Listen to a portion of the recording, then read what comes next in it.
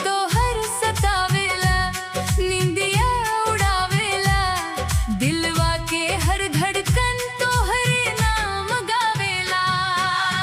आजा हो सजना अब न तड़पावा, तोहरा बिना जिंदगी सुनी सुनी लागेला।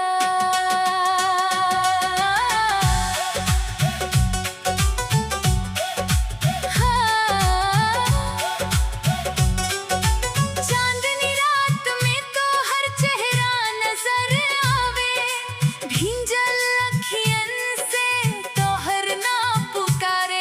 राह देखत देखत थक गईल नैना, कब आई बात हुई दिलवा पूछे रोज सवेरा। याद तो हर सतावेला, निंदिया उड़ावेला, दिलवा के हर धड़कन तोहरे नाम गावेला।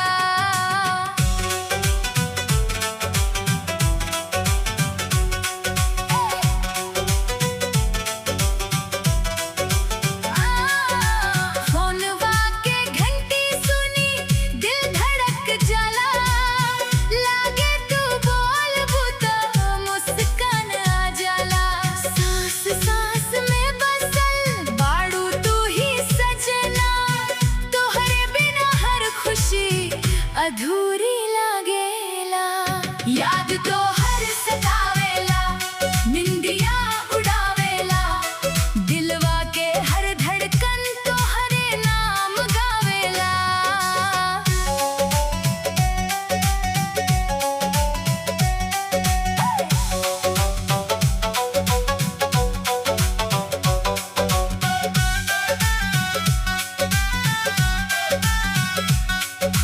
रूठल किस्मत के मनाइब हम, सात जन्म तक निभाइब हम।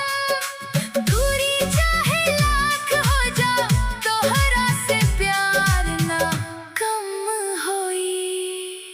फाइनल कोरस याद तो हर सतावेला, अखियाँ